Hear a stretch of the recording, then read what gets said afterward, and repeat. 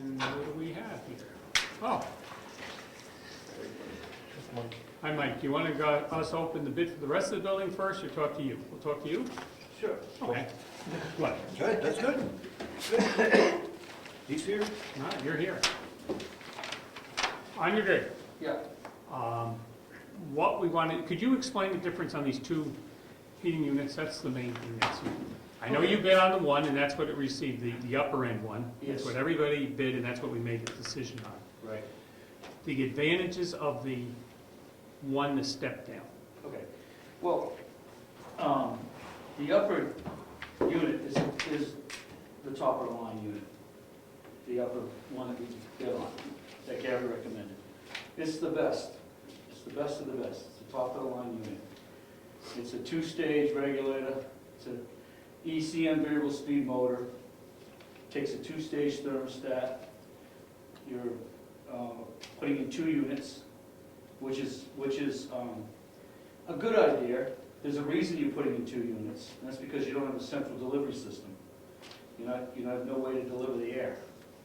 So, versus the cost of putting in a central duct system, you're putting in, to compensate for that, you're putting 2 units in. Mm-hmm. And Gary's choice on that was a good choice. That's a good way to go. If you don't want to spend the money, you don't want to impact the structure with duct work and whatnot, that's a good option. Is it the best way to deliver heat? No, it's not. Will it work? Yes, it will work. That high efficiency unit is, it's a pretty technical piece of equipment. It operates on parameters that are really restrictive, and they have to be performing properly. Even in the literature of the installation, it says proper ductwork is required for maximum efficiency. Okay? In that application, there's no way you can achieve that efficiency. It's never going to get there. You're never going to get to the point where the money that you're putting into those is going to give you that money back. It's not going to happen. They're going to take, each one of them is going to take a separate thermostat. In order for it to function the way the system is designed to function, you can install those on a single-stage thermostat, or you can install them on a dual-stage thermostat. They recommend to be installed on a dual-stage thermostat. And that thermostat also has to be able to, does 2 things. It controls the ECM motor, and it also controls the staging of the gas valve. So not only does it has to be a dual-stage thermostat, but it has to have capabilities to do both. Okay? You want to be able to shut the building down and not use it to its full capacity all the time. That's kind of up in the air right now, whether you're going to be heating it or you're going to be shutting it down and just heating it when you need it. What's going to happen is you're going into a cold building. So those units, whether they are the 95 or the 96s, and they make a 95 dual stage ECM, as well as a 96 dual stage ECM. They make them in multiple configurations. The question is, does the unit fit the application? Okay, that's the big question. And you have to look at the application to determine if it's proper for the units that you're buying. And my professional opinion is, it's not. It may never get to the point where it is. Okay, because it's going to require proper insulation. It's going to require a central duct system, and you're talking about 1% over 95% to a 96%. And then the other factors that you have to play into that is maintenance and serviceability. That system is a very expensive system to maintain. The ECM motors are roughly around $600 or $700 versus $150. The control panel on that is probably 4 times the price of the standard control panel on a 95. The dual stage motors are more money. The 2-stage regulators are more money. The multi-stage gas valves are more money. So you have to look at the long-term maintenance as well. If you're not getting that value back out, it doesn't make sense to put it in. And because of the building and the application, you're never gonna see the return on it. So the question is now, where do you go with that? Well, you, in your quote, you got, we have a 96, is that what everybody bid on? Yep, You talked 95. that's right. You also hit 92. I did, Okay. right. Right, now a 92% efficient unit is still a high efficiency unit, it's still a condensing boiler. To understand the way condensing furnaces and boilers work, it's a condensing furnace, is you have to reduce your stack temperatures in order to get your efficiencies up. Okay? In order to reduce those stack temperatures, there's multiple ways of doing it. But basically, by reducing gas input, and you can reduce stack temperatures by what they do is they pass the flue gases multiple times to reduce that stack temperatures and make those boilers condense. If a boiler is 100%, it's basically making water. It's no longer condensing air. It's basically a hairdryer at that point. Okay, and you know they have units that will get up to that, to 99% efficiency. But at some point, you have to have a building that can appreciate what you're putting into it. And that building at this point can't appreciate the units that you're looking to put into it. So my point was, you could go with 95s if you want to step it up to something that might work for you more in the future. If at a later date you do decide to complement the building by putting a central system in, by putting a central ductwork system in, or by modifying it and increasing your insulation value, changing your windows, and holding in some of this heat, you could say, well, you know, instead of doing the 92, let's step it up to the 95. Until you do that process, are you going to see a whole lot of return difference from a 92 to a 95? No, you're not. You're not going to see any dollar value return because you're not holding any heat in. You'd be better off taking that money and applying it to your insulation value and trying to retain heat than you would be trying to adjust the efficiency.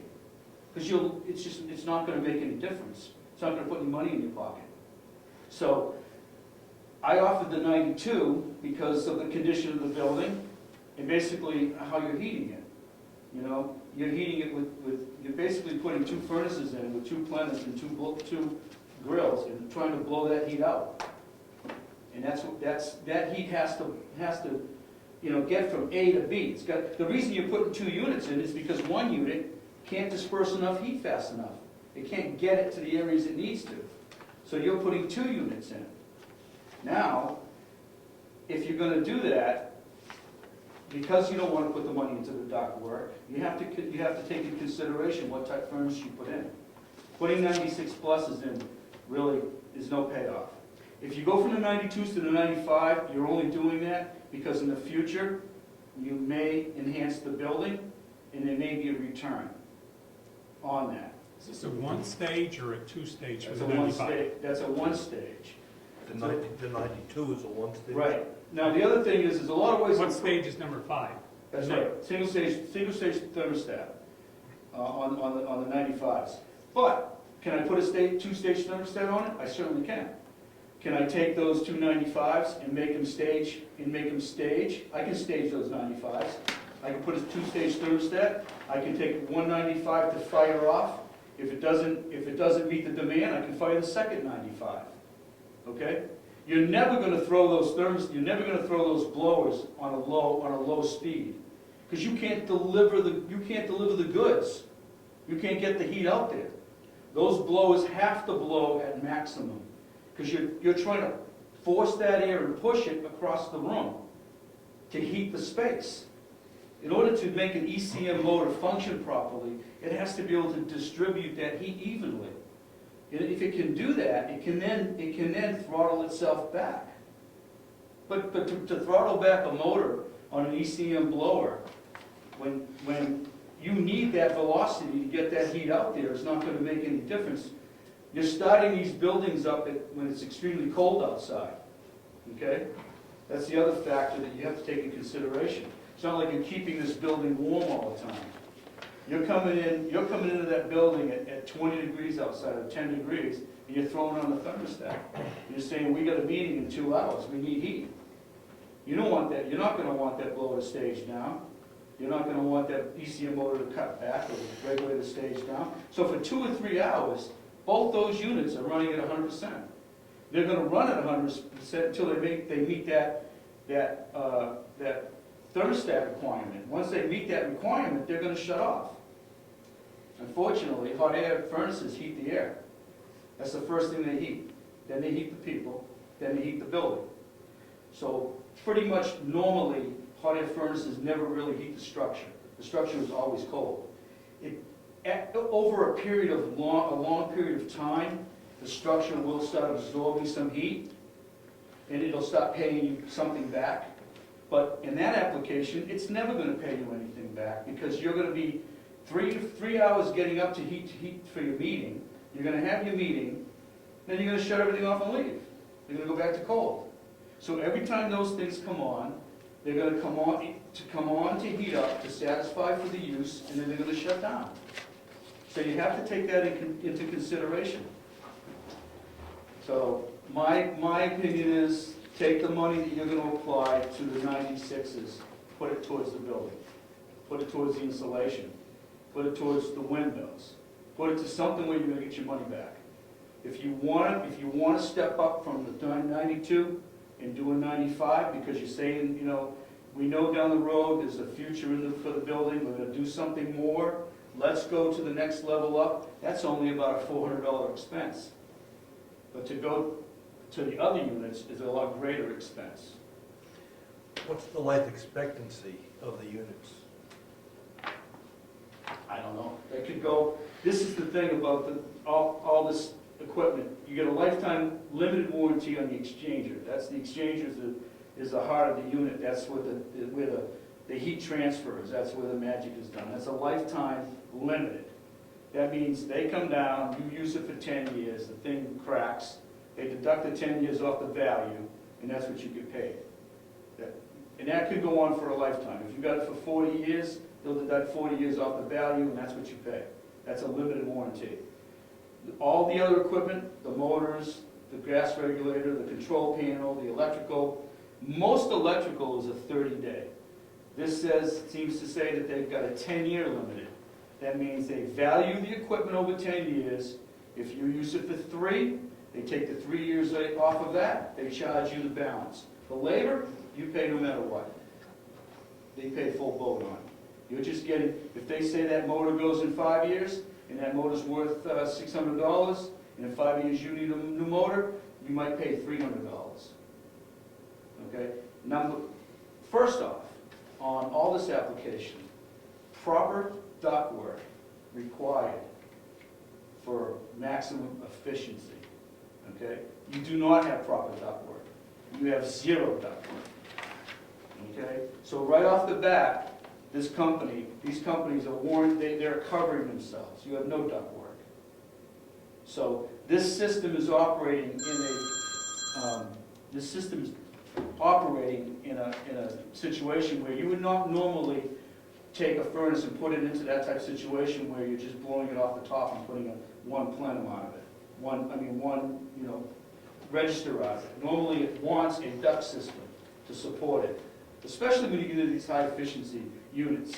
The ducting is very important. The sizing of the duct, the distribution, where you're sending the heat, where your returns are located. That's all very important to the efficiency. So I'm not saying it ain't the best unit. It is the best unit. But is the best unit best for you? Is the best unit best for that building? And I'm saying it's not. Quick question. Are there other units, other makes out there that are comparable but going to cost less? Rheem's good. Rheem just. I think Rheem covers the spectrum on their units. Hmm. You can go with less efficient units. You can go with 80%, 80. Well, I can't down 80 anymore. But they get 86s. They get 88s. Yeah. They got non-condensing units that you can get. They still make them for a reason. There's a reason they just don't make the best, because the best doesn't always fit into that application. This is a situation where the best doesn't fit into that application. And it's very important to understand, you know, that aspect of it. Not everything works everywhere. Now, a theoretical question for you, which was not in the bid, but if you had installed this as all the ductwork and all that stuff, roughly, I know you're not pricing it out, but roughly what would that have cost? I wouldn't even, Guess, okay. I'd have to price out the ductwork, we'd have to figure out where to put it. Would I put 2 furnaces in? No. You would need one. It'd be 1 furnace. There'd be no need for 2 furnaces. There's a need for 2 furnaces because you have no ductwork. Right, okay. Do you have to do 2 furnaces? No. You could do 2 modine heaters. I mean, you know, at this point, you're blowing hot air out of a square register in one wall of a room, and asking it to get, you know, to the middle. The other thing is with these high efficiency units, you start putting you start putting 2-stage thermostats on them. You have, I wouldn't even know where to begin to place these thermostats so they're going to work properly. You know what I'm saying? I mean, you're talking about, you know, you got 2 thermostats that are going to be kind of working against each other, trying to modulate two separate furnaces in a room that's really inadequately set up. I mean, it's not so, you know, it's where do we put the thermostats? Where does it make sense? Do we go with 2-stage thermostats? Do we put single-stage thermostats on? I think realistically, you're only going to have 1 thermostat in 1 location, probably the location it is, because I don't picture the Heritage people wanting. Well, with these high efficiency units, you're not going to have an option for 2-stage thermostats. Okay. For 1 thermostat, it has to be. It can be a single stage, but it'll be 2 thermostats. It won't be 1. With They need to. with the 95s, you could do 1 thermostat because you can put a 2-stage thermostat on the 95s. Because they're single stage. You can't put a 2-stage thermostat on a dual-stage appliance and get 4 stages out of it. It doesn't. You have to do a 2-stage or 2 singles. Because even with 2 singles, that 96 operates on almost like a 3-tier firing rate. It goes from 40, 50 to 100. Okay, it's either a straight 40, a straight 60, or a straight 100 on a single stage. The only time it operates properly on a 2-stage is on a 2-stage. It modulates from 33 to 60, and then from 60 to 100. There's a modulation. We're not talking about an open port that opens to a setting. It modulates that opening, and it modulates closed. On a single, that unit on a single stage thermostat is either boom 40, boom 60, or boom 100. You see what I'm saying? Mm-hmm. It's 1, 2, 3 matter of fact, or on a 2-stage, it's a modulation. Okay?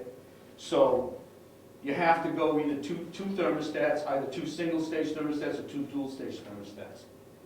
With the 295s, you could do 1 2-stage thermostat, because they're either on or off. They're not modulating. Questions? Now, Gary, this is not adversarial. You can ask a question, but you're going to get in an argument with it. I'm not going to get in an argument. I spent an hour on the phone today with Reem. I have the facts, and they are indisputable. And I wish to state them to you, because you've been getting stuff stated to you. Well, we don't have to take the things from the public, okay? Okay, so understand. I'm not the public. I'm the designer of the building and the system. Well, that's neither here nor there at the moment. Well, it is. No, I'm sorry. We're willing to listen, but we don't, it's not an argument, okay? I'm not arguing anything. I'm going to give you the facts. Well, we may have differing facts. That's where we run into. These are from Reem. Well, go ahead. As long as it's not adversarial, that's fine. It's from Reem. You know what I'm talking about. Go ahead. Okay. I spent an hour on the phone with tech support today. AFUE is measured, which is efficiency, by one thing and one thing only. It is measured by the amount of heat that winds up in the heating space versus how much heat goes out the chimney. Those are the 2 and only 2 parameters that measure AFUE, and that's the efficiency at the furnace. Now, ductwork, by its nature, will create a sacrifice of efficiency if it's done improperly. When you add ductwork, no matter how short or how long the ductwork is, ductwork has Number one, friction, and number two, heat loss, no matter how well you insulate it. So if you have 30 feet of ductwork, you're gonna get more friction, which is gonna slow down the airflow, and you're also gonna have a greater heat loss through the convection through the walls of the ductwork. So that affects efficiency. In this particular case, you have no ductwork. You have a unit on one end and a unit on the other end. You would have ductwork if you went underneath the building in a cold air No, we space. don't. It's a cold air space, it's a bad place to put ductwork unless you, We're not discussing it. Okay. We're beyond that. so the point is, you have no ductwork. So you are going to acquire from the unit the maximum efficiency that a unit is capable of offering under the circumstances. Because the AFUE, which is the efficiency of the unit, is direct measurement of the difference between 100% and how much is going up out of the chimney in terms of available BTUs. That's a British thermal unit. The amount of energy it takes to raise 1 What's the cubic bottom line? centimeter of water, 1 degree What's the centigrade. bottom line? Now, the bottom line is, I'm getting there. Well, we're on From, time. I spoke to the Ream guy. Well, the two-stage heating design primarily operates on low speed. This is right from Ream. It doesn't operate on high speed, but only temporarily switching during peak cold weather conditions. Okay. The motor in the two different units is identical. There's no difference whatsoever in the motor. They're both high torque motors and they're both manufactured and installed and they're exactly the same. The difference lies in the control board. In the control board, it's modular. So components on the control board can be exchanged or replaced, so you don't have to buy an entire board. Which you might have to do if you fry the board. But that could happen anywhere and anytime. Where was I? I'm going with this. Okay. The way that it does that is it supplies or creates a greater or lesser supply of electricity to the motor, which their motors are designed as high torque motors so that they will run at different speeds. And the efficiency of the unit is not a matter of being determined by how fast the blower is running. The blower runs based on how much hot air you have to deliver to the hall. But the efficiency of the unit is all determined by exactly how much gas you burn. The two-stage burns the thing with half, well, it's not half, I can give you that specification here too. I got all this from Ream today. But this is all, what's the bottom line here? The bottom line is that you're using, when you burn at the low end, you are burning half as much gas, maybe not exactly, but you're burning half as much fuel. It doesn't matter how hard or how low the blower runs at that point, because the electricity isn't the expensive part, it's the fuel. So you can run the blower at whatever you set it at to satisfy the demand and the conditions of your space, which is a very large hall, it's not ductwork. Point being, the two-stage gives you the lower temperature, and for the lower heating requirement times of the year. And if you run this unit, and you want to keep the building at a certain temperature, and nobody knows what the future's going to bring, this unit is ideal for that. All right. I gave the whole thing to All right, Ream okay, today. all right. Explain to Ream what the circumstances We've got were. different opinions, okay. Anybody else with a comment? All right. Okay? Thoughts? Tom, Tom?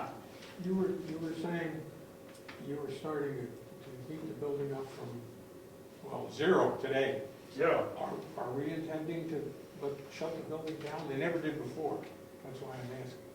They always ran it at 50 or 55. my thoughts, Tom, are, after having it cold for one winter, Yeah.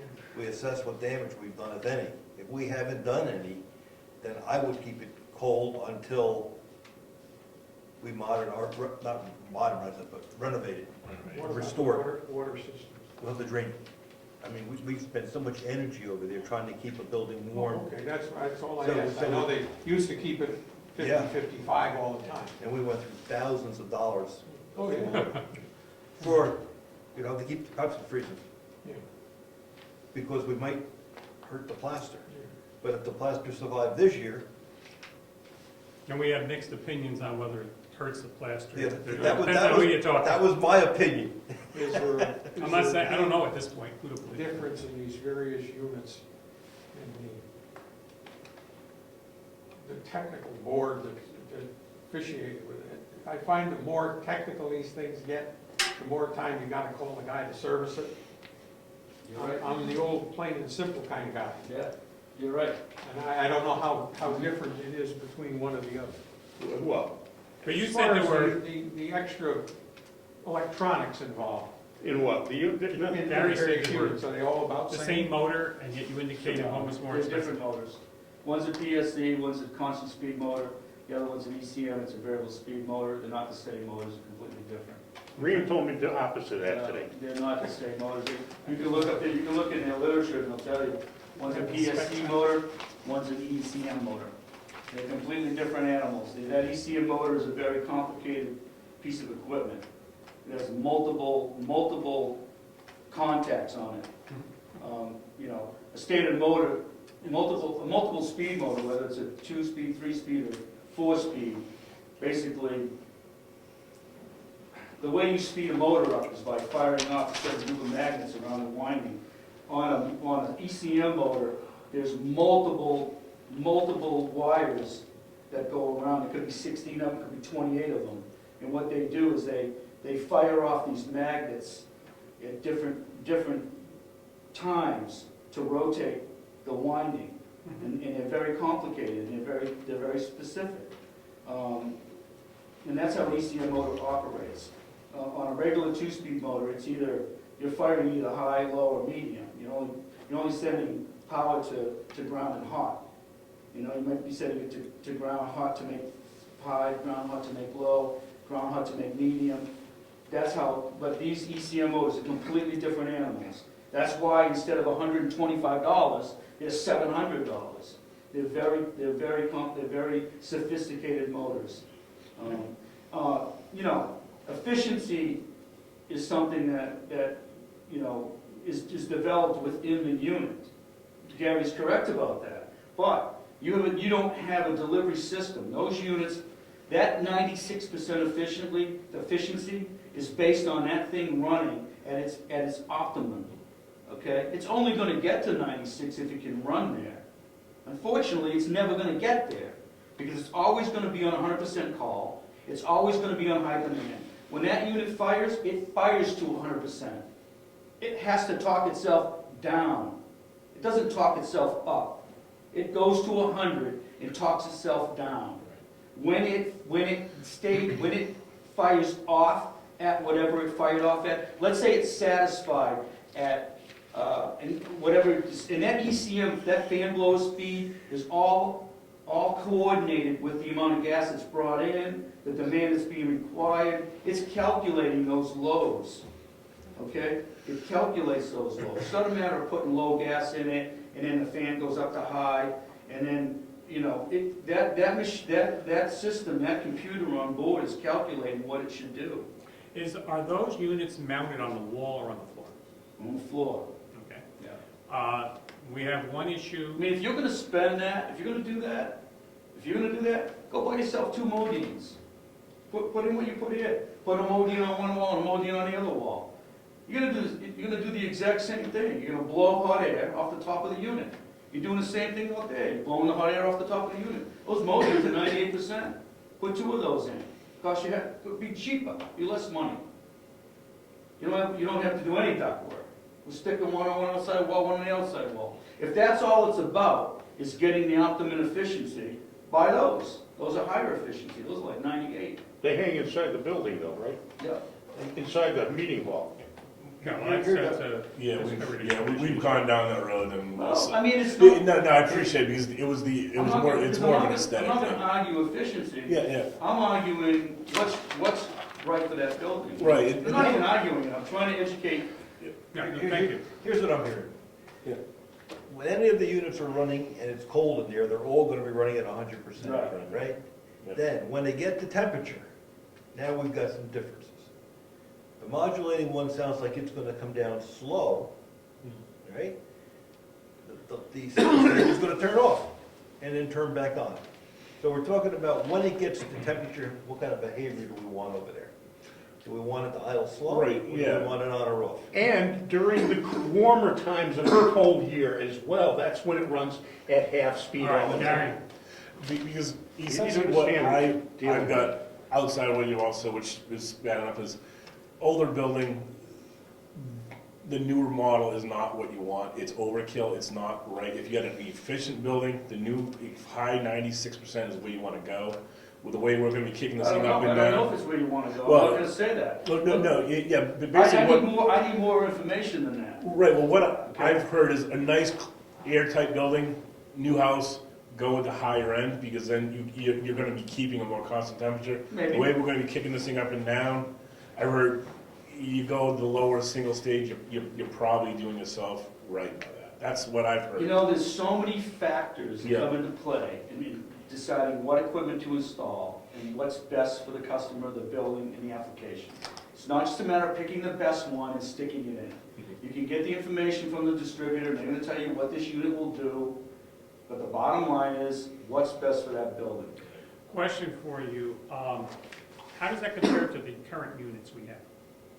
That had the ductwork and all that. How do these, as far as on, off, single, all that stuff, how would these units we just had taken out?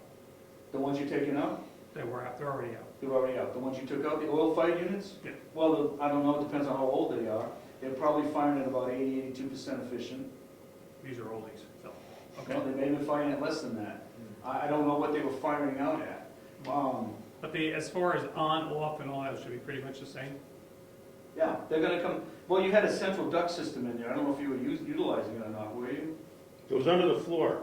Yeah, but there was. So you got a lot of some- heat loss, the ductwork wasn't insulated, so where you know, you were probably wasting a lot of fuel and a lot of heat trying to get it to the place where it needed to be, and getting it there probably cold.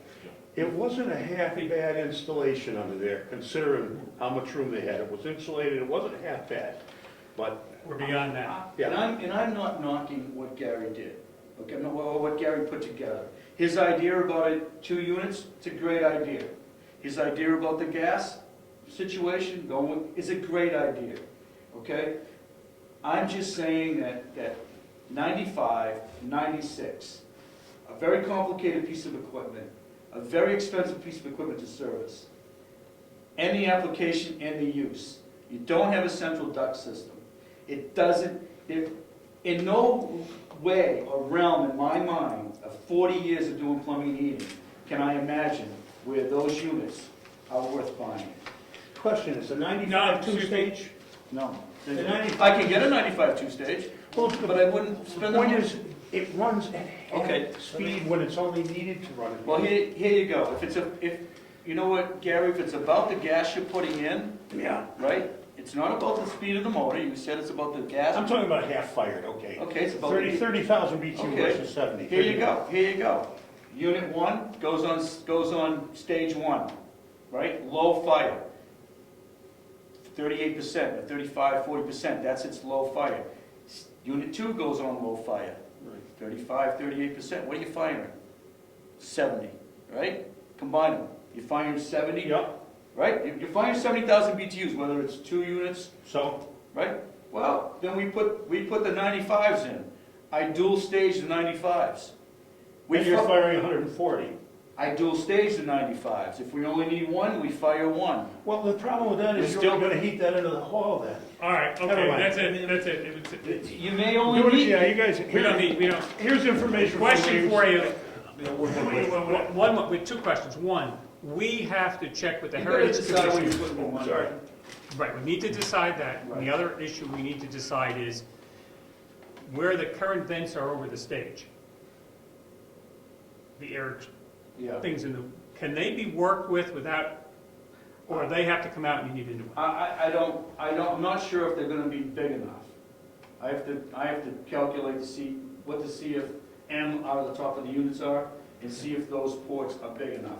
We might have to go a little bigger. If they're big enough, too big's not gonna matter.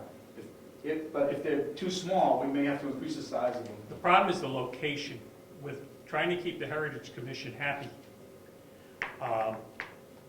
Rich Was the one who noticed that. I did not, that where these two are currently They're over located are everybody's- over the bathroom, They're where over the the top of bathroom will everybody, get. yeah, they're over the top of everybody that's on the stage.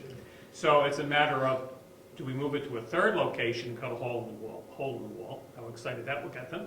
Or is the way to work with what's there without having cut the third hole in? Which could eventually be covered up at some point. I'm just picturing the Heritage Commission, trying You to. can't use the one over the bathroom.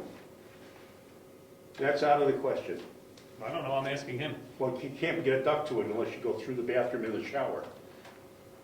I hear what you're saying, I understand that there could be an issue, because you are gonna be blowing air out of those, and if the people are sitting right there, they're gonna get that air blowing on their back. Well, I would very rarely does anybody sit up there, so that's not an issue. Okay, so how would blowing it on that stage location, who would it affect? I think the issue is we're cutting another hole in the wall.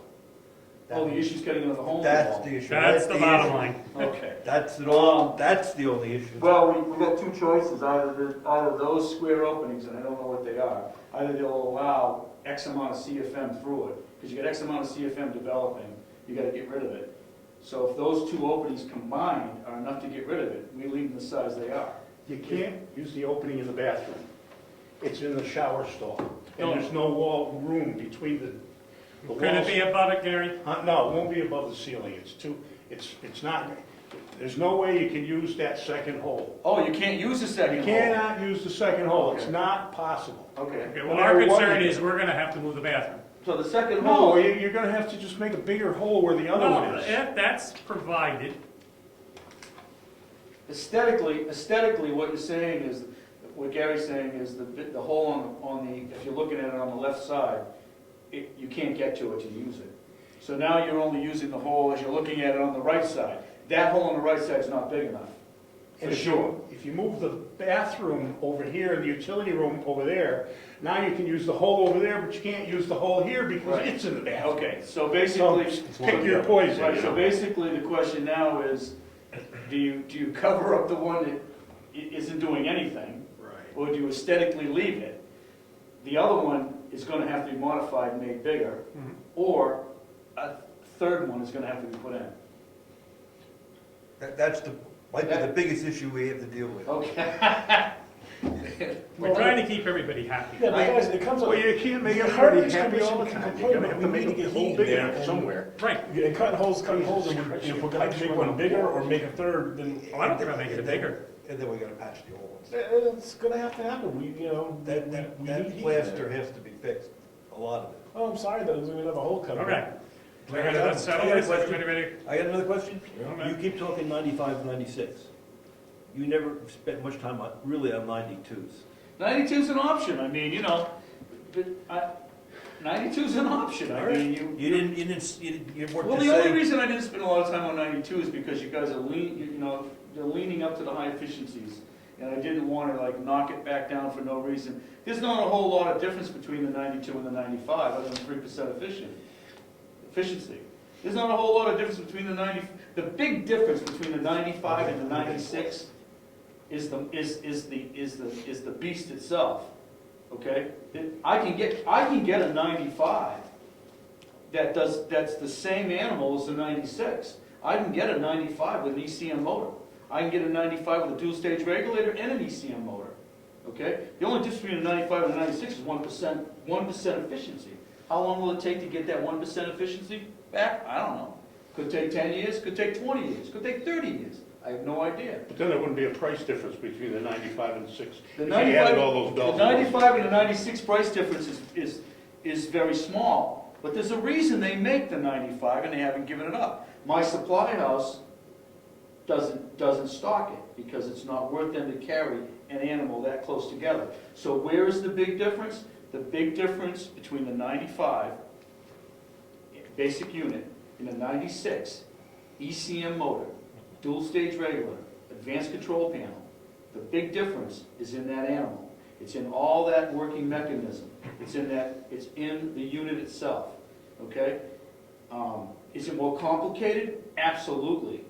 Does it cost more to repair? It does. I'm not saying it's not the best, it is the best. My problem is, I need to justify, and I'm not just doing it here with you people, I do it with everybody.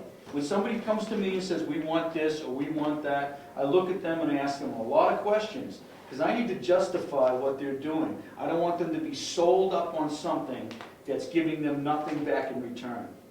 What do you can supply us with all the paperwork you need, your certificate, Yeah, certificate of liability. liability, all that type Yeah, of stuff, yeah. okay? What are you requesting as a down payment system? I usually do a third, a third, a third. Okay. A third, We can't get you a third, a third, a third till our treasurer returns, so we can't get you the first third till she comes, which, That's fine. okay, so, Depending when it's done. oh no, we'll get you started, but we can't produce a check How until, soon do you want to do it? we want to be in the building by town meeting day, and we want to make it a week or so before then. So we're shooting for, I'm shooting for the end of February. March 1st, Okay, that's easy. right, that's the end of it. Yeah, that's easy. But there's gotta be some framing work done to get you in there. Well, I need to get in there and look it over, and I need to see really where the unit's gonna go and what we gotta do to get it situated, and if anything's gotta be done ahead of time. I don't care what units you guys go with, it doesn't matter to me. I'm not making any more money on one unit or the other, I'm really not. I'm only here out of the interest of the building, and the interest out of the taxpayer, that's all I'm really here for. And I know Gary knows his thing, I know he does a lot of research, and I'm not taking anything away from Gary or what he did. But I've been doing it for a long time too, and I'm just offering my knowledge and background to what I have to try to, you're spending an extra $1,200. I just want you to know where that $1,200 is going. Okay, that's the only reason I'm here, is to explain that to you, that where's it going and when are you gonna get it back? One last question, is there any chance that they, for example, the 95 or whatever, will go out of date? You'll be, Never it's happened. online. Okay. Yeah, you got, Yes, Rose? Somebody earlier brought up a question about floor mount versus wall mount. And I know that you said it was a floor mount, but is that a problem with the design that we have? What did you say? Floor mount versus wall mount? I thought, were the ones you were talking about wall mount? No. No, these are floor mounts, They're they're all floor outside mount? the build, they're out. Okay. Yeah. Okay, these two units, if you put them on the floor, side by side, you wouldn't know the difference. The difference is the okay. application's the same, the fit up is the same, the difference is Yeah, I just- inside the But cabinet. somewhere along the line, somebody had told I us. think we're you talking could about the go- modines and stuff like that. Yeah, I was Yes, talking yeah. about, you know what, if it's all about efficient, you could, exactly what you're doing with those units, you could do with two of these high efficiency modine heaters. We can't go there. Okay. Well, the whole bench will take that one on. No, Okay. I'm just- You want to vote now, or you want Let's vote. to, okay, we have a motion. You wanna make it? Oh, no, I'm not making it. It's easier to sit here. All right. Whoa. I make a motion to go to 95%, that's suggested there. What did you say? I make a motion to do 95% single. I second it. Discussion. We've already done that.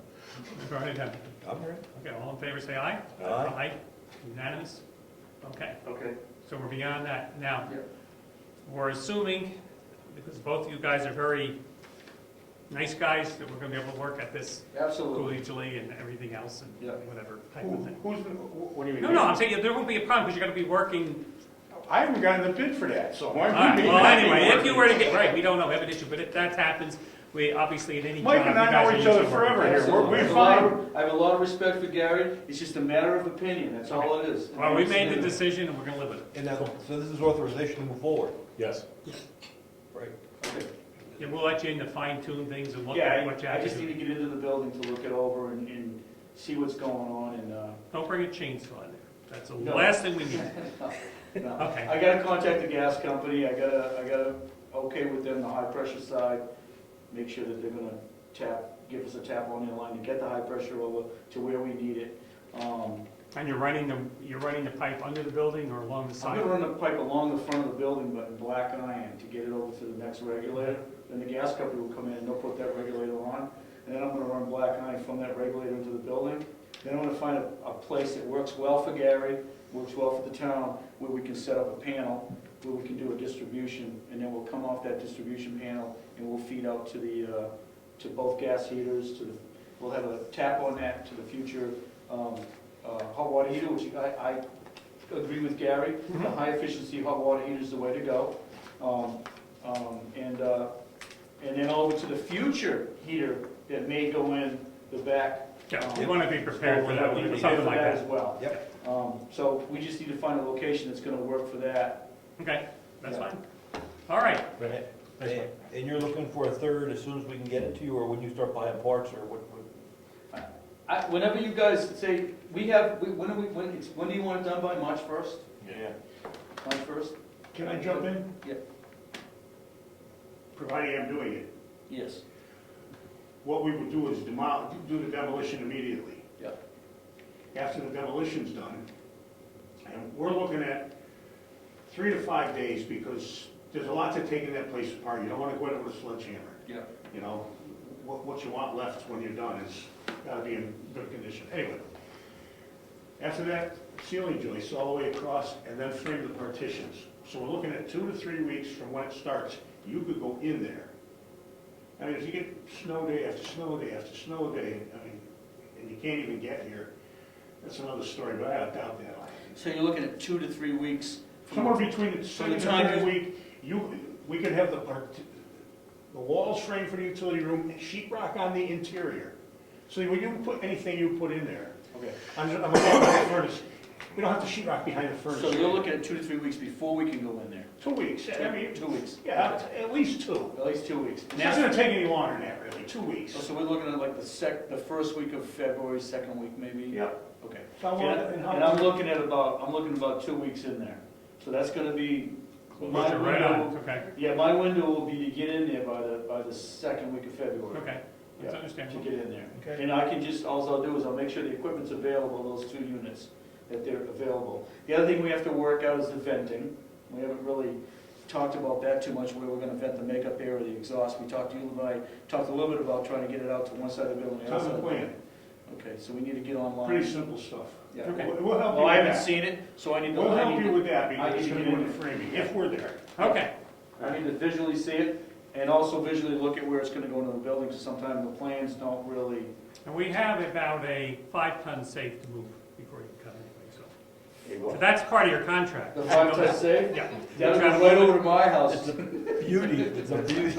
All right, as long as you move it, let go. Okay, Yeah, if he wants it. All right, we have all right, saved thank you very much. All right, thank you. Thanks, Okay. Mike, appreciate it. that. Thank you, guys. We have, Thank you. Thanks for your time. Thank you very much. Thank you. Thank you for. Thank you, Carrie. White fear. this is it, we have 2 bits. Two. Yeah, well, this one I don't think, intent to cut, that's not it. Oh, I have 2 bits builders. You have, I got Universal, all right, AK Gary. that's what I was asking. Keep this open.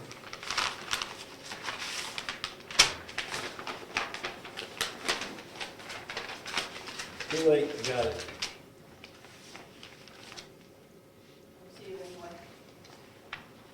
I'll go first. Sure. All right, from Universal Building Systems, we are pleased to submit the bid for Phase 2 of the schoolhouse renovation project, according to the plans and specifications.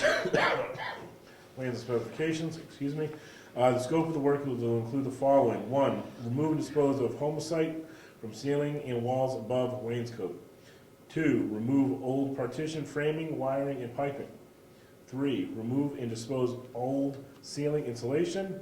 Number 4, jack belly out of existing roof rafters and field construct, install new trusses and strapping according to plans and specifications. Frame partitions for both handicap, bath, lavatory, and utility rooms according to plans and specifications. All insurance will be provided. Okay, there may be existing framing anomalies or problems that are not visible until after demolition is accomplished. In the event that circumstances or difficulties of this nature present themselves, change and/or additional work to correct these anomalies will be determined by consultation between the selectmen and the designer contractor prior to commencing work. Additional labor and materials needed to accomplish work will be quoted on materials cost and hourly rate basis with no increase in the contractor fee. The straightening of the roof rafters and subsequent truss installation must be done without a snow load on the roof above. This may require periodic snow removal. Windows, it would be advisable to select window type and install those during this phase of construction. There may be structural additions to eave support walls, i.e. additional studs. The additional studs may have to be inserted into the wall framing in pockets between existing windows. Okay. The total estimate as of now, without any of the additional issues that are stated here, $15,440. Does that include windows? No. No, it does not. Dugas Builders LLC has below proposed to the town of Brookfield, New Hampshire, the framing and demo work for the old schoolhouse as detailed in the proposal. While the bid requests suggest the jacking up the old rafters to straighten them, Dugas Builders feels that it is neither prudent nor necessary to straighten them out. The potential for dry rot or unforeseen internal imperfection in these beams is unknown. The beams may potentially be subject to irreversible damage from the added stress of straightening. Mr. Ciccarone said the beams are out of as much as 7 inches, a very substantial bow to remove. We believe it would take a considerable amount of force over a long period of time to straighten the beams, if even possible. Dugas Builders would prefer to jack the roof sheathing. We would do this by separating the sheathing from the existing rafters and then adding solid wood filler between the old rafter and the sheathing. We believe this would achieve the same end result with less potential damage to the roof or the rafters. Therefore, if this bid is accepted, Dugas Builders request permission to slowly and carefully flatten the roof described above. The main danger is that the roofing nails could pull through the asphalt shingles during the process of separating the sheathing from the old rafters or jacking the rafters. Dugas Builders feels that this aforementioned risk to the roof would be smaller risk to the beams and the building by jacking sheathing rather than attempting to straighten the beams. This bid includes the following as instructed by Gary Ciccarone during a walkthrough on the project. A plywood walk through the area between the trusses to access the ceiling with 2x10s along each side of the web members adjacent to the wall through platform. The platform would be on top of the 2x6 ties between the 2 innermost truss members at about 18 inches off the bottom of the cord. Costs already added to the above bid would be $270.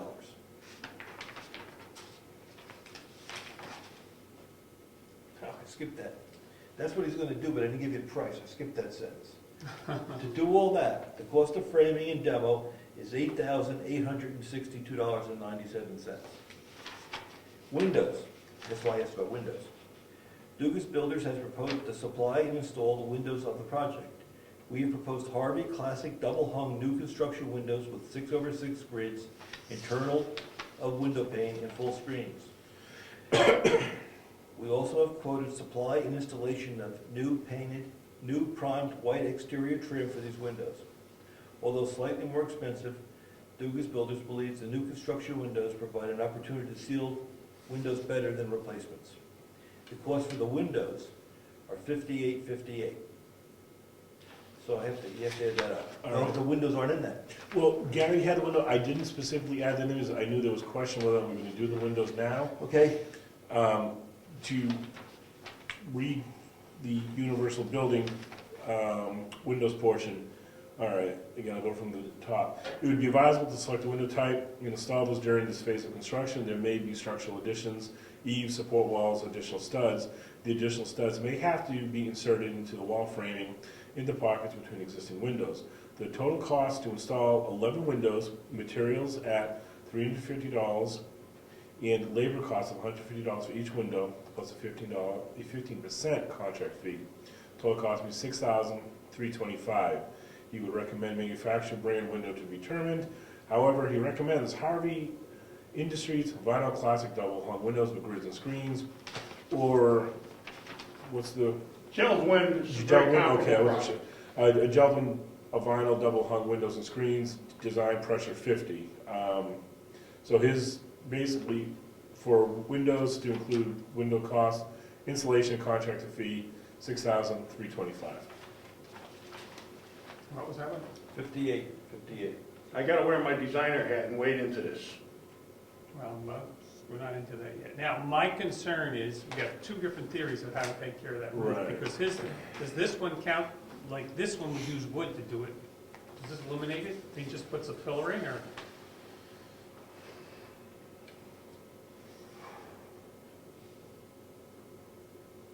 Now, Gary, Are you talking about his methodology now? yeah, that's why I wanted to get to you on. He's, You better get to me on it. no, because he's saying a 7-inch push-up, you could crack the beams. Do you think? Listen, those beams by today's standards are structurally inadequate. It's kind of miraculous that they're even there. And to be perfectly honest with you, you can crack anything, but when you can crack those beams just pulling the sheathing off them. The point is, you're putting a truss adjacent to every beam. You know what a truss is. You see my drawing. Consequently, the beam is superfluous. It becomes irrelevant. Okay. It doesn't matter if you crack it. You're jacking the roof up. What he's going to do you understand how that roof is set up? The boards run across the beams, the wide board planks to the roof. Nothing, it's not plywood. Staggered joint plywood. These boards are nailed with 100-year-old nails, 200-year-old, whatever, to those beams. When you try to separate that, all those boards are not going to go up nice together like a thing. You might as well just rip the shingles off the roof, take the sheathing off, drop trusses in, and put new sheathing on. The heck with it, because I can't imagine how anybody's going to be able to do that. And I've been doing this for 44 years. I can't imagine how he's going to be able to pull that off. He's going to separate from all those beams. He's going to separate all those roof sheeting boards all the way, push it up, stick the new truss material, and then how are you going to get up on top and nail the old boards down to the new trusses? Through the shingles? With gun nails, you're going to strip the shingles off and re-roof them. I just can't imagine how that's going to get done. Now, maybe there's a magic to something that I haven't seen in my 44 years. I just can't imagine that. And it's got nothing to do with the price. I'm wearing my designer hat, and personally, I don't care.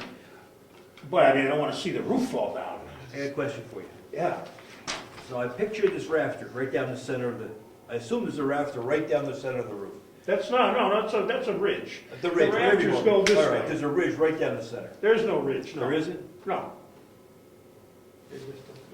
They just don't- The rafters just butt each other, and there's just, the sheathing holds them in place. So when if you jack it up, what happens to that? Happens to what? It just opens up, it goes up? No. Well, if you jack the belly out of the middle, if you read my plans and my spec sheet, the way you jack these rafters is you could crack them. It doesn't really matter if you do. They're no longer going to be relevant. The only thing is, all the sheathing is nailed to those things. That'd be the last thing I'm going to do is break that loose, because there's no other way to attach the sheathing. Go with your question again, and I'll finish. Right at the ridge, I understand what you're saying about, the rafters and everything. What happens at the ridge when you jack it up? Nothing if you go up there and you put the ridge together. You have to go up there and plywood gusset the ridge so that it won't push the ridge up and it won't push the eaves up. When you put your 2x10 all the way across, you're going to clip the 2x10 to the rafters, and you're going to put an L70 Stimson strong tie angle plate to hold it down to the beam. So you won't jack that end off the beam and you won't jack the top. You're going to take the rafter on the other side, the rafter on this side, tie them together. So when you lift the middle goes up. Now you're not going to lift one at a time. If you lift one at a time, you've achieved the same thing that they're talking about doing. You're going to separate the rafters on each side, because you're going to go up 6 to 7 inches. And the ones on this side are going to stay the same. What you do is you jack them all simultaneously on one side. So the next question is, why take the bow out? If you're gonna Well, it's pretty hard to put a new piece of wood that's shaped like this. If you're gonna custom make the trusses, Well, how are you going to you're going to go up there and just get real thin wood so that it bends to the roof bow? see, now I'm confused again. Where's the He's plan? making trusses out of straight wood. I understand, but isn't the slopes correct? Isn't the slope roof flat? No. So the slopes, there's a bow in the, Yes. Because the rafters are grossly inadequate by today's standards. by 100-year-ago standard. They're 200 years old. Nobody cared about anything. They built what they could mill out of the woods and threw it together, and that was. Where I was going is, I understand about the big timbers. Leave them alone, because you're gonna put in new trusses, I'm not right? talking about the big timbers. Oh, you're gonna leave them alone? Sure. Okay. And you just. But the rafters bow down. They're the only thing the ceiling sheathing is attached to. If you release all that, now the ceiling or the roof sheathing is attached to nothing.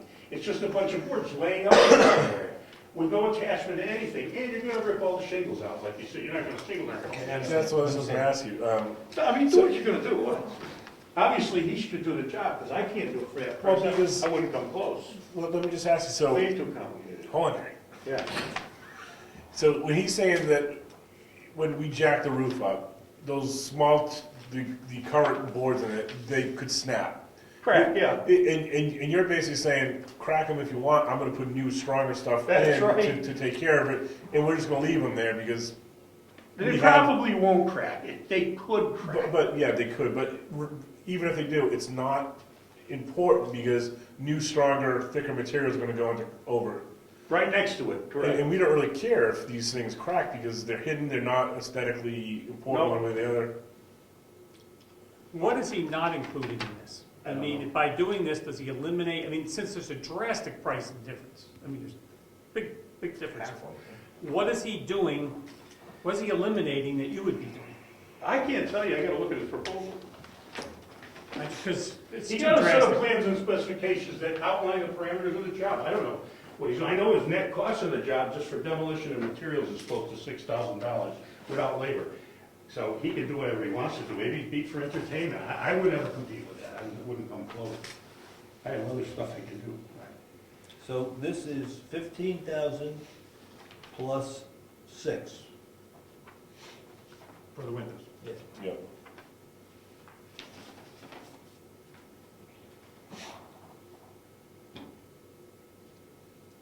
I just hate to see us start ripping the sheathing off and ruin the That's what current, that's what you you're know, gonna and do. start to ruin our current roofing of it. Granted, we know the roof needs to get done, but not right now. And so if we lose our shingles, now we're forced to go and now put a new roof on top of our new trussed roof. It says here that we believe this would achieve the same results with less potential damage to the roof or the rafters. We are separating all the sheathing from all of the existing rafters. Now it's attached to nothing. Well, my concern is he putting in all those same rafters that he doesn't I don't know. specify? He doesn't want to do what I've designed. I don't care. It's just, you gotta No, I figure out. for understand that, him. no, I'm just saying, the difference is that he's not gonna put the same stuff that you're in, and that's why he came up with that price. I don't know what he's gonna do. It doesn't really say. A plywood walk-through area, okay, man. I guess I agree with you. We should take the approach that minimize the damage, potential risk, damage to the yeah. roof, to the sheathing and to the shingles. Because we Because- don't want to go there now. Even ballpark area, what would a new asphalt roof cost on there? If we were to strip that roof down and have to put a new roof on? Oh, strip roof today, you can get it done for 130, 140 a square, 150, give or take, you know. What do you, You give us a price of 8,000 for the schoolhouse, for the main building. yeah. I mean, you're talking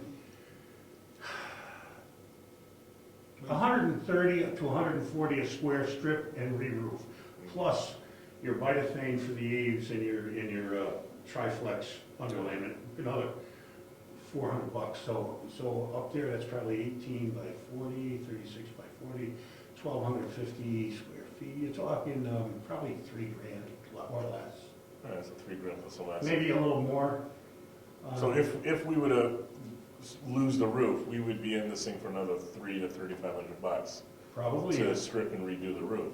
Yep. But we gotta replace the roof at some point. We know we have to, which I appreciate, but not right. Oh, no, I don't wanna do it now, but it's, You know, and it's not crazy money, but it's something that we don't want to occur. That's almost. Not the best time of the year for that either. No, and we'd lose our ability to probably do windows for sure at that point, if we lost the roof. I wish he was here to give us more explanation behind. If you do that, what he's doing, then you gotta pull the roof off anyway. Because you're talking about a bunch of boards that are running front to rear across the rafters. They're not 40 feet long. There's gonna be little boards, big boards, all butt joints everywhere.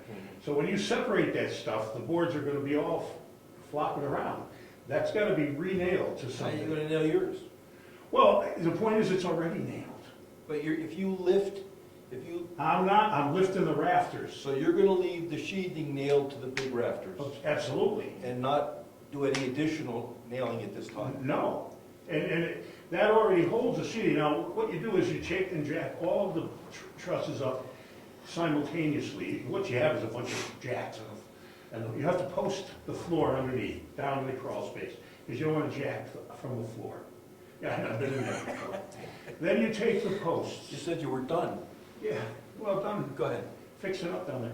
Then you put a post under each rafter, and you jack them up slowly and at the same amount of time. Now, there's no reason that those things should crack. Could they crack? Are they dry rotted? I kind of doubt they're dry rotted, but they could be.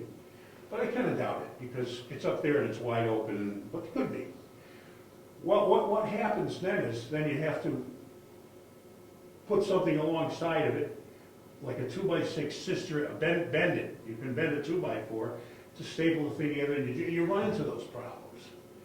But I don't think they're dry rotted, because if they were dry rotted, this roof would be falling apart already, because they're 30 inches apart.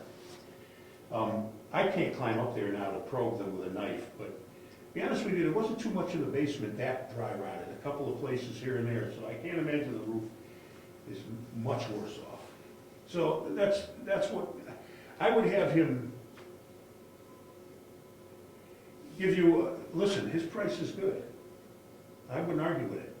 But I would have him be more elaborate than this in terms of what he's gonna use. If he's gonna use 2x6s for rafters, which is what's stipulated in the plans, then evidently he probably intends to use that same material that I was gonna use.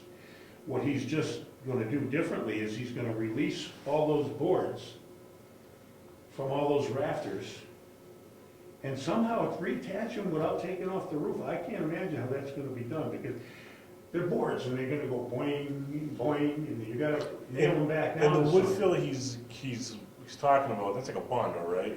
Is that like essentially what that stuff is? Well, He's saying he's gonna fill in the gap with wood filler, right? Is that what I'm? Cut a piece of plywood, describe it in, that's what I think he would do, something like that. Oh, all right, see, I'm not fully appreciating what wood filler.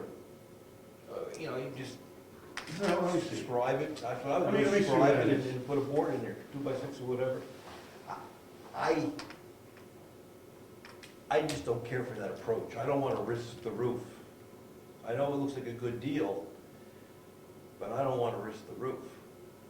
Okay, what he wants to do is put solid wood fill between the old rafter and the sheathing.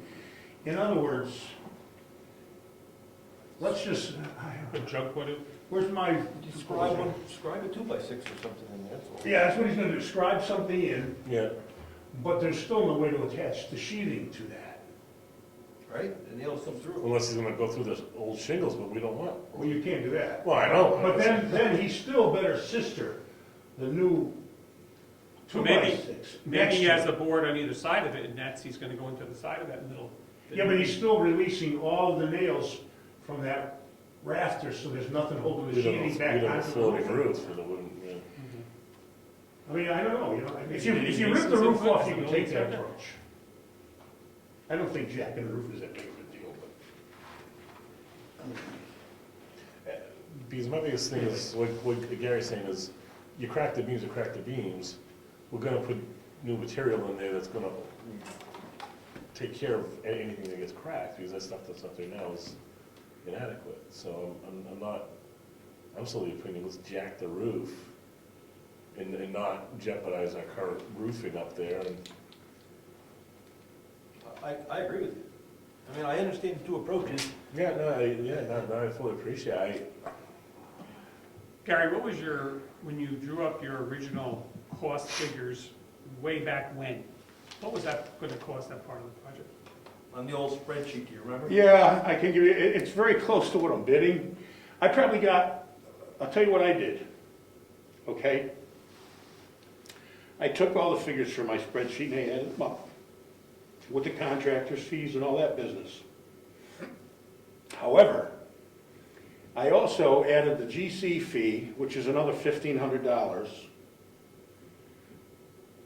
for all of the junk that I gotta do intellectually to make this happen, and maybe not wind up doing the fun work, the sheet rock and the trim and all that. You can hand to a schmoke in a pickup truck to come in and do and pay him next to nothing. That's the gravy work for a guy that does a job like this. It's a tough job to do. It's a pain in the neck. It was a pain in the neck underneath. This is gonna be a pain in the neck. To take the 2 pain in the necks on for the low end and let somebody else waltz in and do the door, I'm not interested, thank you. I did it down below because that's had to be done, step number 1. So I added 15, it's exactly what I figured it was gonna cost, is what's in my fee, plus $1,500 for the general contracting of the rest of the thing, because there's no brain work left to be done. It's all been done for you guys. So consequently, I'm getting paid for doing it all, even though you're gonna hire somebody. That's why I'm giving you my rationale. But didn't we pay for that when we bought the plans? No, Oh. you paid a design fee, the general contracting. You guys are acting as general contracting. You know who's really doing it? Me. Yeah. The technical end of it. You know, you can make the decisions all you want. I wish you'd have called Ream and talked to them in their tech support and got it from the horse and, you're moving on, but still and all.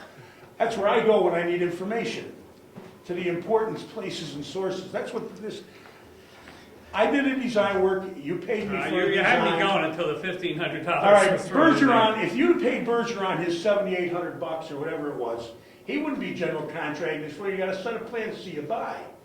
That's what you get for $7,800. Just ask. Okay, but I'm Good telling you, answer. for general contracting, there's a fee involved, and it's not done by the hour. Nobody in general contract, I gotta buy insurance. But you have, so you have the, All that your plus, general contractor. and another $1,500, as if I $1,500. were GC of the rest of the job, because there's no more brain work to do, it's all done. Somebody comes in and sheet rocks and paints and it goes home. I don't get the fun work or get paid for it. So consequently, I put the same amount of money that I figured in I don't for wanna those answer. aspects of the job. You don't sheet rock? Yeah, of course we sheet rock, but So you would charge us again if you got the sheet rock portion of it? just that portion I get You charged wouldn't for. put another $1,500? No. You know how easy that part of it is? A sleeper. I don't- All right, let me throw this one in. How about the doorway between the two buildings? Well, we're gonna do that as part of the framing. Okay. 3 feet, Huh? 3 feet. Yeah, we have to come up with, I have plenty of good ideas how to make that work so that it's not a big issue. But, I can only sit and talk to Mary Lou and say, will this work, will that work, will this Wait, work? no, we have to. We Yeah. gotta work with them. I'm thinking maybe there's molding on the inside of that door in Virginia's office that can come out Oh, scavenger from there, yeah. and use where it shows, even if you have to put it together, you can make it invisible, a good carpenter. That may work real well, then inside Virginia's office, oh well, that's where you put the single piece of pine stained to match, but anyway, All right. Can I make a motion? Sure. sleep on it. No, we need to get this going. I make a motion that we accept Universal Building Systems proposal as drafted. Yeah, I second it. Any discussion? And my rationale is, there's 2 different quotes, 2 different approaches. I like the approach. I like the approach and I like the thoroughness of that estimate, and I don't like the risk of losing our roof. There And you that's go. why I want to spend more money, because I think ultimately it's I agree. going to save us I money. got the reservations of the $1,500 that got thrown. I appreciate what Gary's predicament is, and he's juggling all those balls. And No, I didn't deny that. I'm just, But, all right, okay, so that's my motion. And Okay. It's been seconded, so. it's been second. All those in favor say aye.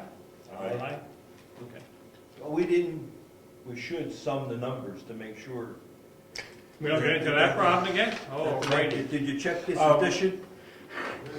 Yeah, since that Oh, last wait, time. wait, hold up. Yes, sir. It's just, as an aside, it would probably be a terrific idea if Gary did the windows at the same time. So while he's making the windows fit, he knows what window he's gonna put in there, instead of spreading this out and out and out. And working on in there all day today, when it's cold, those guys don't wanna work when it's cold, I can't blame them. What was the difference? He was doing it a different way. He was putting you both the same windows, or he's Very- putting new ones in? I suggested that, but I left $350 will cover Harvey's, no problem. It'll One cover was a lot of different- replacement and one was, No, they're both the same. Oh, both Very, are. very close. They sound like the same. Yeah. Gary was 63, this was 58. They're almost, sound like they're the same window, Yeah. almost. It's gonna be easier for whoever's doing the work if they have, because I they're all left it- different yeah. sizes, right? I figured it on a $350 window allowance. I don't know what the window price is yet. If it were $325 is what you spent, and that may be the cost of the window, then you save $25 per window. It's, because that's why it's an allowance of $350 per window. A Harvey window might cost $285 that size. Therefore, you deduct $65 from the $350 allowance. You see what I mean? Yeah, that's why, the way you. So wrote it. 65 times 11, well, you might save $650. I don't know, I gave you an allowance. He may have very well called Harvey, got a price on the window, and he's recommending Harvey and pricing him. I didn't, because I gotta see what Mary Lou wants to put in there. Why should, I could call 20 different manufacturers and give you 20 prices, but that doesn't make any sense. Your motion, did that include the windows? Yes. Fine, I agree with that. Yeah, I think we're gonna do it all at once, I think we just need to do it. Now, Mary Lou said she wanted 6/6, 6/6. she's white fine. on the outside, wood on the inside, in between the panes. Unpainted, natural. Isn't that what you said?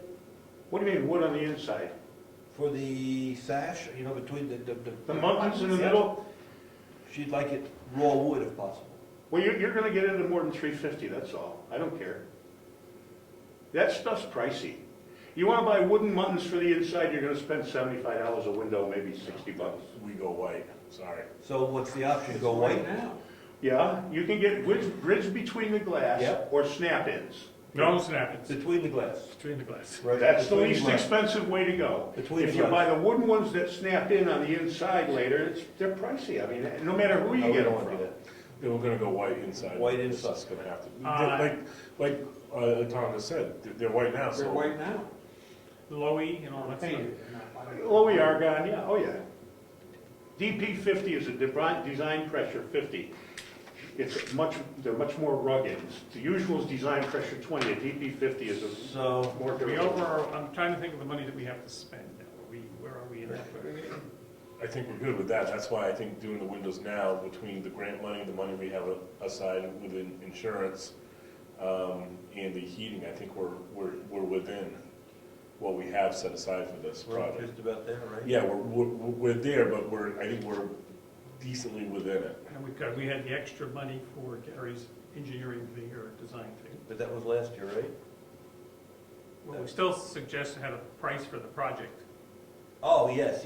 I was thinking budget perspective of how much we have to spend this year. Yeah. We've got the 18,000 in the insurance fund. Yeah, we get 7,500 from a grant for the bathrooms, which is gonna go into this.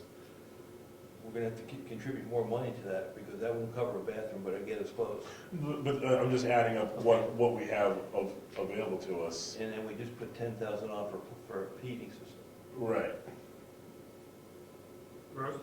I believe at the last meeting, Mary Lou said that she intends to try for a grant for the windows.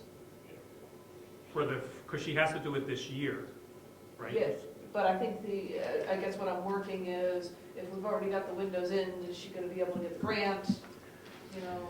Well, then she said she might use it for the front. See, that's what we said, Oh, if we can't okay. get it in time, those up front are gonna need more money, so. Okay, And we need to use the bathroom money this year, so we have to get that out of the way, so if we get window money, it probably won't be. until Gary, next the year. bathroom that you spec'd out, or whatever you want to call it, was that handicapped accessible or wheelchair accessible?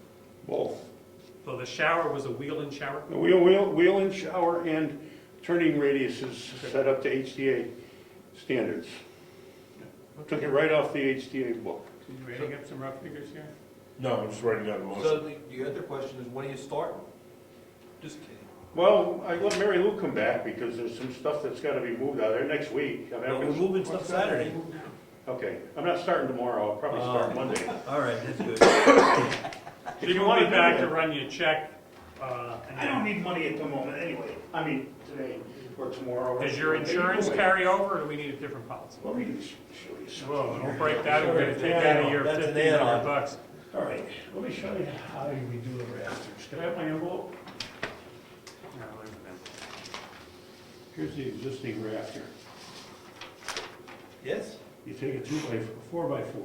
I have 1,000 of them at home, but they're all pressure treated. You lay it underneath, and you jack from the floor. You put a notch Not in the center, but in the middle of the beam. in. In the middle of the beam, you push the beam up straight. It may look like this, and this may be like this. Yep. And as you push it up straight, this picks it up, and I've done this many times. Almost let me watching that one. That's all right. Well, just Even listen, if I'll be listening too for cracks. You'll hear them. I'm sure I will. It's okay, though. We don't care about that. Gary, is the stove gonna be in the way if it's left in there? It won't fit through the door. No, don't take it out of there. We'll move it around. Okay. We'll put it on a You down. can just, you can Anticipate shuffle putting it it around. on. We'll just throw plywood over that stuff. The piano too, I told Nance, if you can't get the piano out of there because the doorway's small. No, Well, it should box it actually and go we'll- through the doorway. Okay, well, if you can't move it for some reason because of its weight, we'll put plywood around it and, Interesting. It's gonna be a lot easier if it's out of the way. yeah, it's all right. Everything else is out of it. The I get metal's some out of questions there, on why we spent pipes are out of there. Because we didn't like the approach. The only thing you got left in. I don't like, we're not gonna risk Rack that. And one cupboard, That's you where can I'm- open up. All right, so It's still got do books any in more it, business? but unless you No, I have to think go that's behind it. the So books- Gary, we're talking about a target date. You're gonna get out of his way for doing the heating, you said in 2 weeks. Yeah, and once we start, we should be able to have those partitions framed in And- 2 weeks without any Look, we get into an ice storm that goes 4 days straight, this is the winter from hell. It may make it 3 weeks, but I doubt it, because we live close by. You worked good on this. You know, no electricity, that kind of thing. Okay. I mean, but yeah, we could do We that have no kind other of work. place to hold our town meeting other than your house, so. We could do that kind of work in 2 weeks without any trouble. Between the demolition, framing partitions, putting those floor joists where the partitions go, and sheet rocking for Mike to get in there, no problem. And your cost is the disposal of all the demolition stuff. Absolutely. Okay. Including the stuff that we never took out of there because we figured sooner or later a dumpster was coming. There's ductwork, old, Well, has a value to it? no. No, it's the old foil ductwork from underneath Yeah. sagging, we threw it in the barn. Tom did that today, it's gone. We wanted it. What'd you take away? Too bad. It's gone, you want it back? We gotta unload tonight. He said get rid of all the metal that was in there, it's gone. Where'd you go with it? Huh? To the dump? No. Oh, dump's not open today. Oh, tomorrow. So You if we going to want, dump tomorrow? No. if we want it back, we have time. Anybody want it back? No, you don't. Well, we have a disposal, Go on. we have to make sure we take care of that, so somebody says we don't give away, assuming it's not going to the dump. We should make sure that we've disposed of properties. Disposed of property. Well, okay. Well, that's what you say, so I mean, it's not going to the dump. It's not going to the dump. Ask your question differently. Are you making a lot of money on it? I made just enough to pay for the gas and take it down to Lambert's and dispose of it. Yeah, this is Now, a if value- you like the this is a value $16.47, Say it, I will say, give it to you. no, say it so everybody can hear it though, Tom. We had some feedback. We had some feedback on So something say, else. how much did you get for it? $16.47. 16? For the labor of going down and your time to bring it down there and come back. And clean it all out. Yeah, it's gone. Good deal. Wow, at that rate? Thank you. I work too cheap. No, we had trouble over something. Thank you. This isn't, Are you Thank guys you. asking me for a deadline on this thing? No, Well, good. we want heat. You'll get heat. all right, no, that's not a problem, we just want to clarify for when he comes back. We got I'm feedback. just gonna make copies of the bits for Jessica to Sure. do the thing with you. Is that, All right, that's it, right? The other No, ones, the other their dues thing. there. Okay. All right, thank everybody, any other business? We have to do anything on the computers, the DSL, any of that type of stuff? We don't have any prices from cable. Now, the checks, you're gonna give us she'll run you a check, we need it, do you have a pay There's a schedule on there? Yes, there He is. has a payment on there, okay. Yeah, startups $3,500, completed demolition $3,000, truss material $3,000, ceiling joist, You got a calculator, go do that. Yeah. just for the hell of it. Not that we're, He's gonna check it. And I'm we sure need it's to right make this time. Do it now. any decisions on our thing coming in February, our case with the Lakefront Holland property, to contact Avatar? I know you gotta excuse yourself. Yeah, I'll recuse myself. You don't have to move, we don't even see it. From the public's perspective, I think some action has to be taken. Sooner is better than later. Well, that's why since we're not going to be meeting. Want any of that Tuesday? I asked all three of them. We meet Tuesday. No, I'll tell you what. But that's a weekend, man, because Eddie wants to meet witnesses. We're gonna meet the And they're in 28th. my barn until he gets around. the mass on it. What? It's $12,000, Gary. 15. Your math is wrong, it's only 12 we're gonna pay. Pardon me? Your math was wrong, we're only gonna pay you 12. What does my math say? Your math's perfect, Gary. Come on, let's. I wanna go home, I man. should It's go been a home, long man. day. My head is shame if I do it twice in a row. Okay. Oh, on the thing on the Holland property and on the Yes. thing, do we contact the attorney or to Avatar? Or do we wait till next week? Because we have the case coming up. I've asked Jessica to contact Avatar to see how they think we should approach it, Okay, from us or from them. So she's gonna contact them tomorrow. I have no use for okay. So that is the plan. I think we're gonna go with whatever they suggest us. They're on notice how we're gonna We're handle gonna move the stuff down. Yes. I think we're safe. Is that one big take? it. Anything else? we're gonna move that out. Won't go through the All door. righty. We'll take it out there. We get enough guys. All right. Do you need to clarify what we're talking about there, or is we just kind of talked cryptically there? And that's the cryptic, we've had different things. Oh, well, we were just talking about Avatar. There's an abatement on a property on the lake. And it's listed on the bulletin board It's out there. listed on the bulletin board. We're going to contact Avatar, our assessor, to work out an agreement on an abatement prior to the hearing at the, forget the board's name. And we're gonna, If they can work it out, if not, we'll go to the hearing. So hopefully we can work out something mutually.